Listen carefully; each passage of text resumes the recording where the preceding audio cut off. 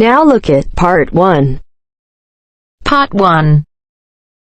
You will hear a telephone conversation between a customer and a shop assistant. First, you have some time to look at questions 1 to 3.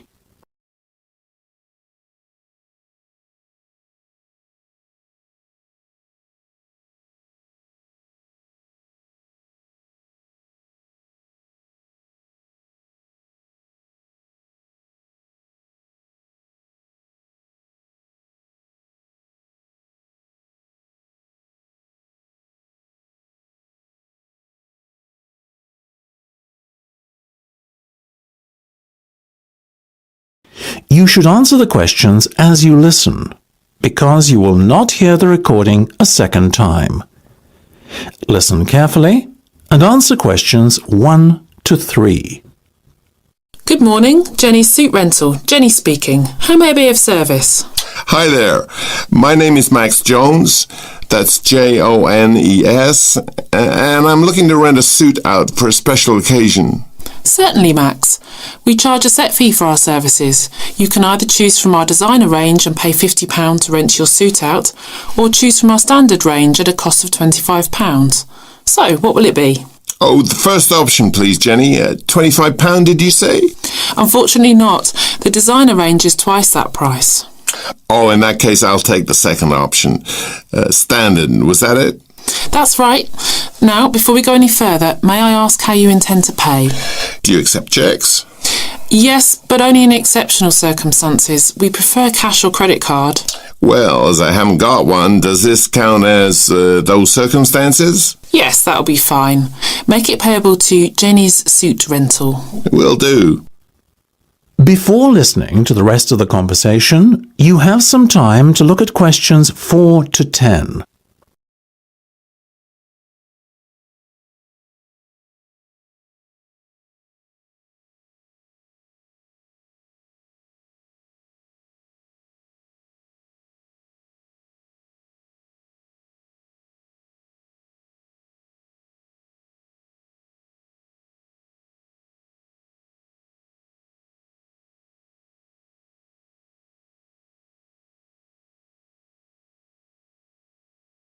Now listen and answer questions 4 to 10. Now, Max, can I take your measurements, please, and a few details about what sort of suit you have in mind? Certainly. Let's start with the trousers then, shall we? What is your waist size and leg length? I used to be 32 waist, you know, but these days it's more like 36. Too many cream pies. I've been there. And about the leg, 34? I wish. I'm afraid I'm somewhat lacking in the height department. Not even a 32. 30, I'm afraid. Never mind. As for the colour, could you do a dark grey suit? In fact, we have a very smart one of those in just your size. You're in luck. Now, what about shoes? Same colour? No, I think I prefer something darker. OK, let's go with traditional black then, shall we? What about size? I'm a size 45. By my calculations, that's 10 in our sizes. And style? What have you got? We do suede, nubuck and traditional leather. Definitely the last one. Very well. And will you be wanting a necktie? Do you do bow ties? Of course. I'll put one of those down in your order. Dark grey, I presume? Perfect. To match the suit. I think I fancy a light blue shirt, by the way. Might I recommend a green? Green would go very well with the suit you are renting. Light or dark? I'd say dark. Dark it is then. My neck size is 17 and a half. Hard to believe that a little over a year ago I could fit into a 15, isn't it? Those cream pies again, right? You got it. Now, what about your suit jacket? Same colour as the trousers, obviously, but what size? Medium should be fine. Are you sure? Yeah. And have you got any of those 3-button ones? I'm afraid not. The 1 and 2 button suit jackets are far more popular at the moment. In fact, the 1 button is all the rage. Let's have that one then. No problem. Now. That is the end of Part 1. You now have half a minute to check your answers.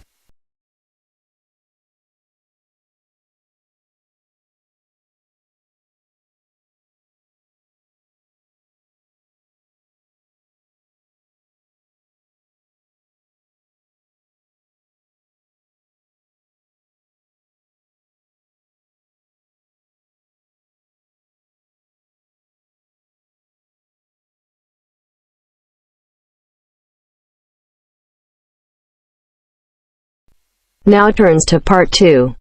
Part 2.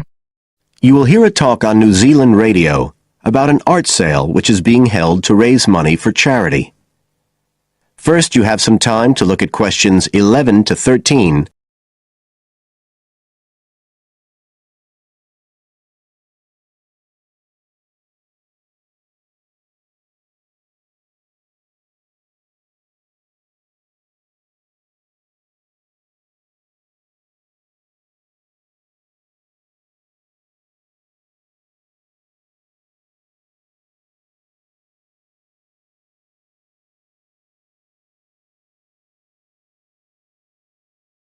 Now listen carefully and answer questions 11 to 13. One of the most anticipated art events in Christchurch is the charity art sale organised this year by Neil Curtis. Neil, tell us all about it. Well, Diane, this looks like being the biggest art sale yet. And the best thing about it is that the money raised will all go to charity. So what you probably want to know first is where it is. Well, the pictures will be on view all this week, most of them at the Star Gallery in the shopping mall. But we have so many pictures this year that we're also showing some in the cafe next door. So do drop in and see them any day between 9 and 5. Now, if you're interested in buying rather than just looking, and we hope a lot of you will be, the actual sale will take place on Thursday evening, with sales starting at 7:30. Refreshments will be available before the sale, starting at 6:30. We've got about 50 works by local artists showing a huge range of styles and media, and in a minute I'll tell you about some of them. You're probably also interested in what's going to happen to your money once you've handed it over. Well, all proceeds will go to support children who are disabled, both here in New Zealand and also in other countries. So you can find an original painting, support local talent, and help these children all at the same time. Before you hear the rest of the talk, you have some time to look at questions 14 to 20.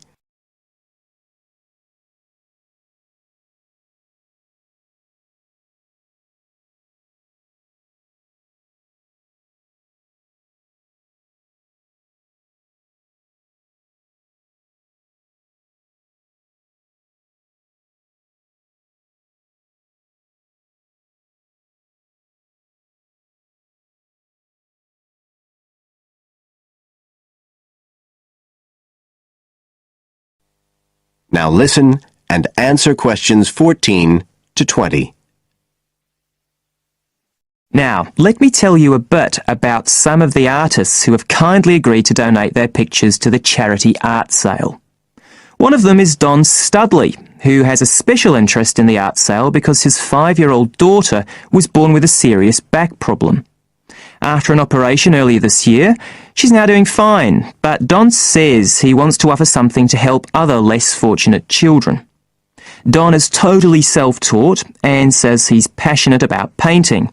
His paintings depict some of our New Zealand birds in their natural habitats.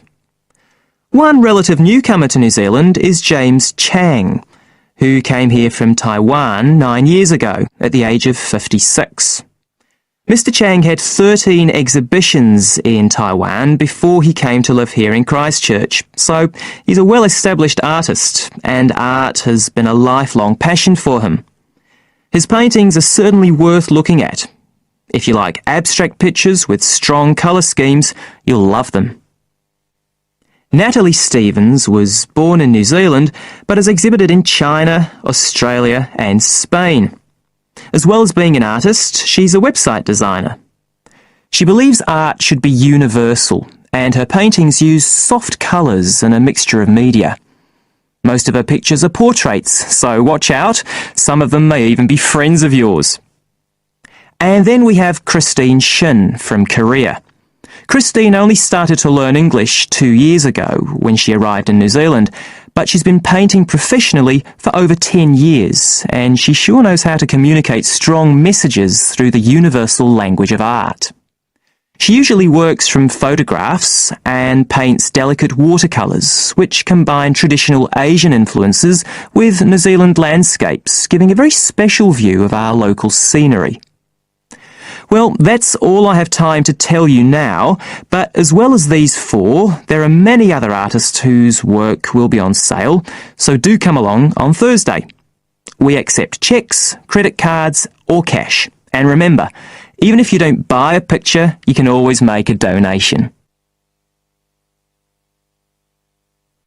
That is the end of part 2. You now have half a minute to check your answers.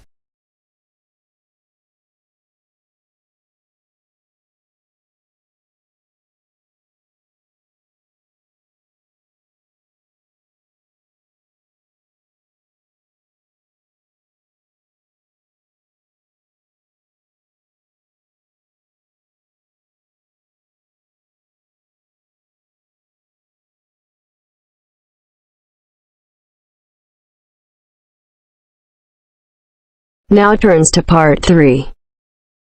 Part 3. You'll hear an introduction on the housing conditions in Chapmanville. First, you have some time to look at questions 21 to 24.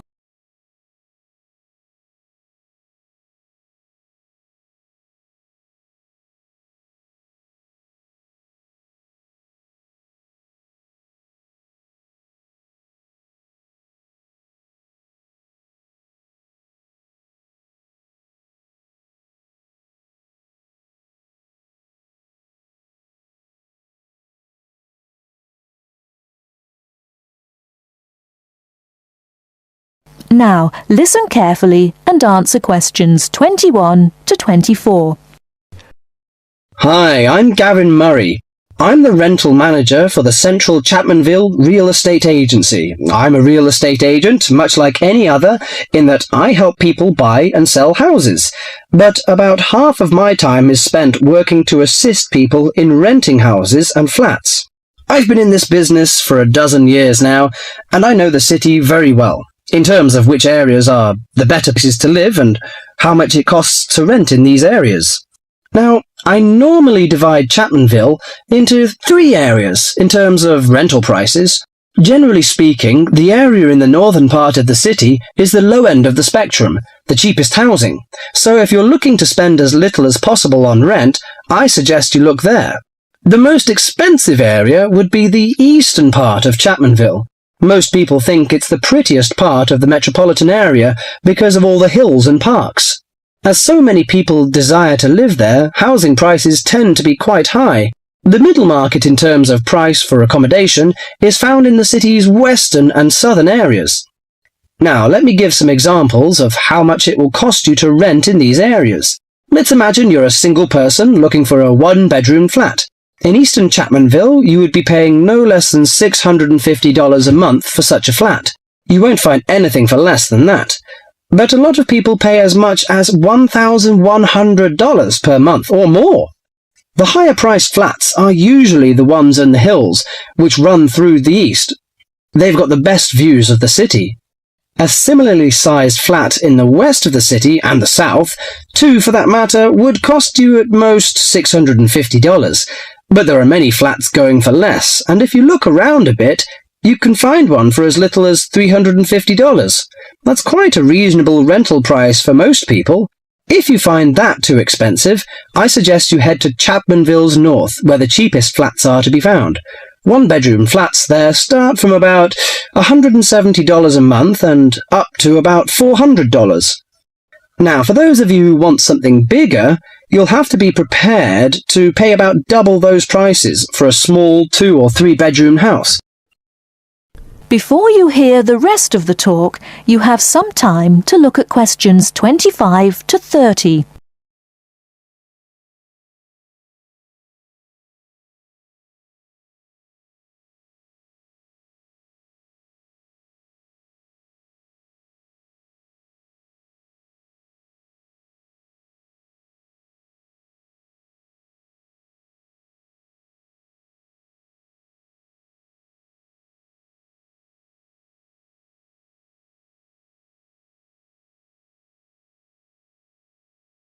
Now listen and answer questions 25 to 30. For those of you who want something bigger, you'll have to be prepared to pay about double those prices for a small 2 or 3 bedroom house. That goes for any of the areas I mentioned. Okay, so much for prices. What are the advantages and disadvantages of these areas? Well, I told you that the eastern part of Chapmanville is the prettiest. There are lots of parks and lots of trees all around there. Oh, I should mention that the only public transport in the east is the bus. There aren't any trains, so it's not that convenient, as you can imagine, even though it's richer part of the city. In the south, you've also got the river, but you won't find too many parks there, because of all the factories alongside the river. In fact, there's quite a bit of industry in the south, which makes it a less desirable place to live. Still, the south is convenient because of public transport. The south has very good train services to the city centre, as well as buses, and that's why a lot of people choose to live there. I said earlier that western and southern parts of Chapmanville are about the same in terms of the price you pay for accommodation. They also have the same sort of public transport services, but the two areas are quite different in other ways. The west is next to the bay, so it's quite attractive in that sense, but there are a couple of problems with the west. One is that the bay is polluted, so polluted in fact that you wouldn't want to swim there. I used to take my family there about 10 years ago, but now I wouldn't go near it. The other disadvantage of the west is that it is where the airport is, the Chapmanville International Airport. The noise can be quite annoying. Lastly, the north. In northern Chapmanville, as I said before, housing is cheap, quite cheap in fact, but you pay in other ways. For example, the area is very low and made up entirely of wetlands. It's beautiful in a way, but it attracts an incredible amount of insects for most of the year. The mosquitoes there are really bad. This makes things quite unpleasant, and so few people have any real wish to live there. But if money's a problem, that's the place to go. Just bring your insect repellent. Let me finish by again welcoming you all to Chapmanville, and wishing you good luck in finding accommodation and settling down in whichever part of the city which suits you best.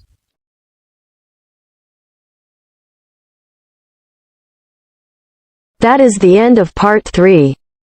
You now have half a minute to check your answers.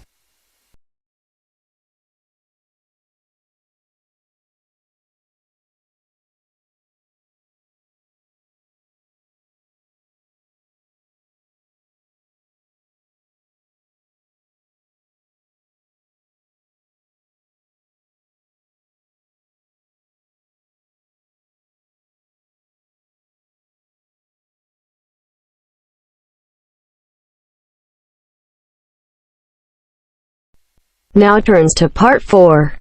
Part 4. You will hear part of a careers advice talk on working freelance. First, you have some time to look at questions 31 to 40.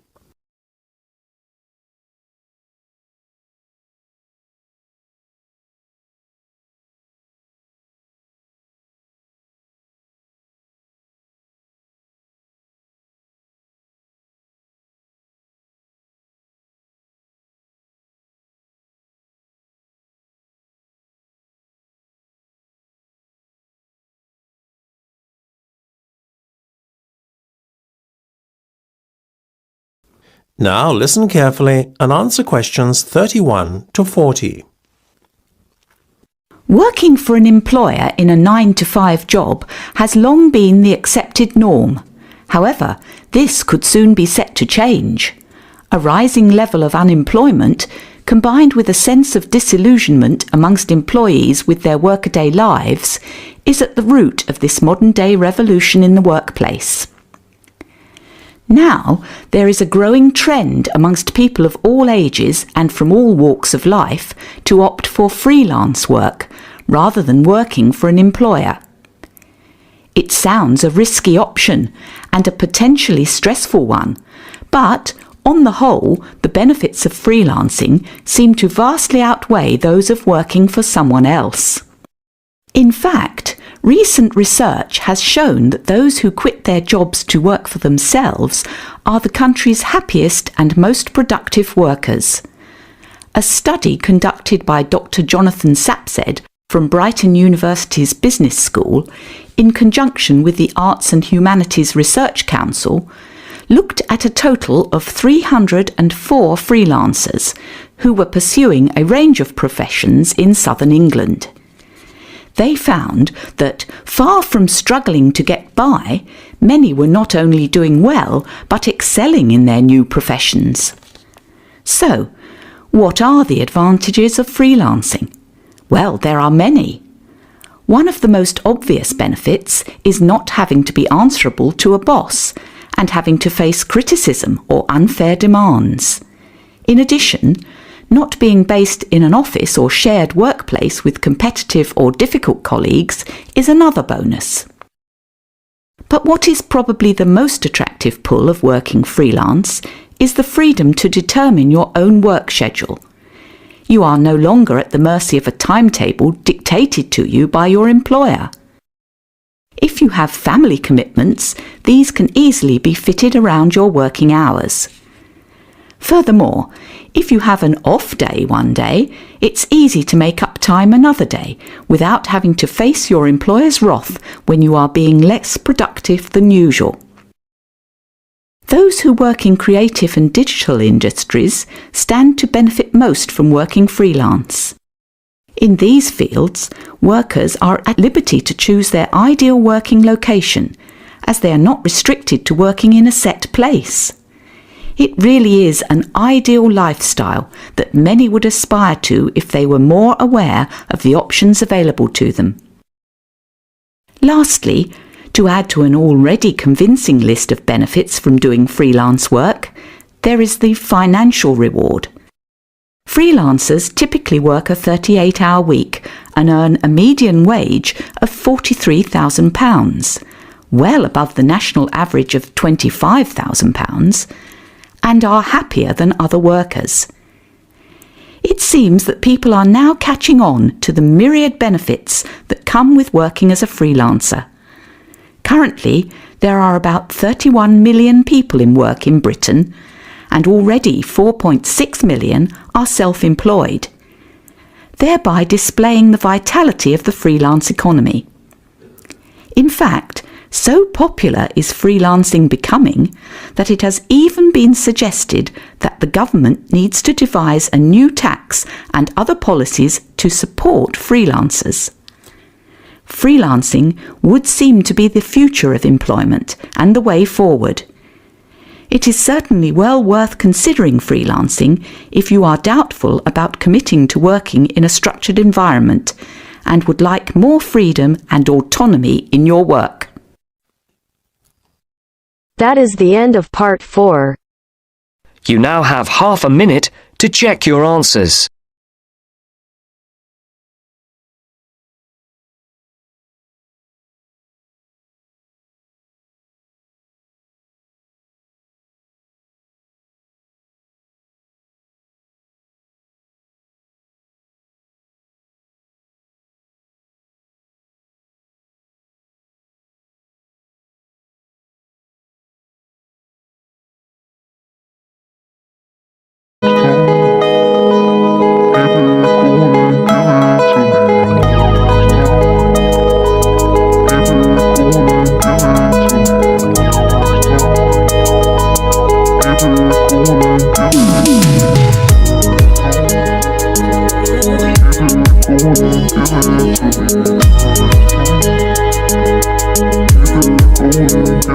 Give it to